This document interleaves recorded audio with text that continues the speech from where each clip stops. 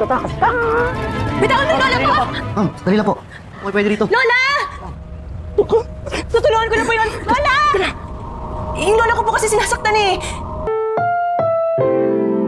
Ang programang ito ay rated SPG. Striktong patnubay at gabay ng magulang ang kailangan. Maaaring may masiselang tema, lengguwahe, karahasan, sexual, horror o droga na hindi angkop sa mga bata.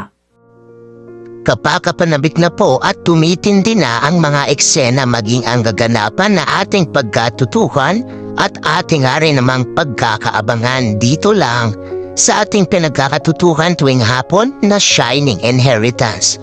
Tatawagan nga nitong si Ina, itong si Juan para sa ganun na ipaalam nga dito kay Juan.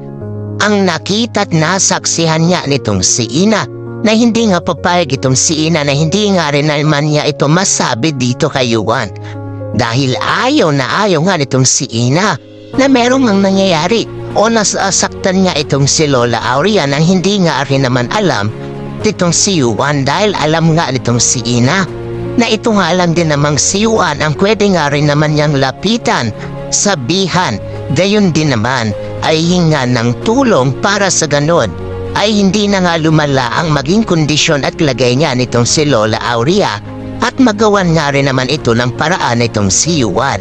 Kaya dito nang maisip nga nitong si Ina na tawagan niya itong si Juan.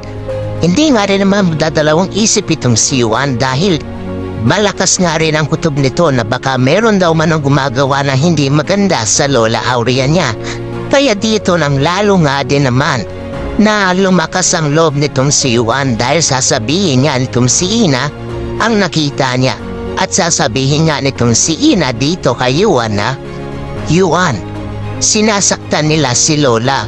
Nakita kong ginagawa ni Tita Lani kay Lola Juan.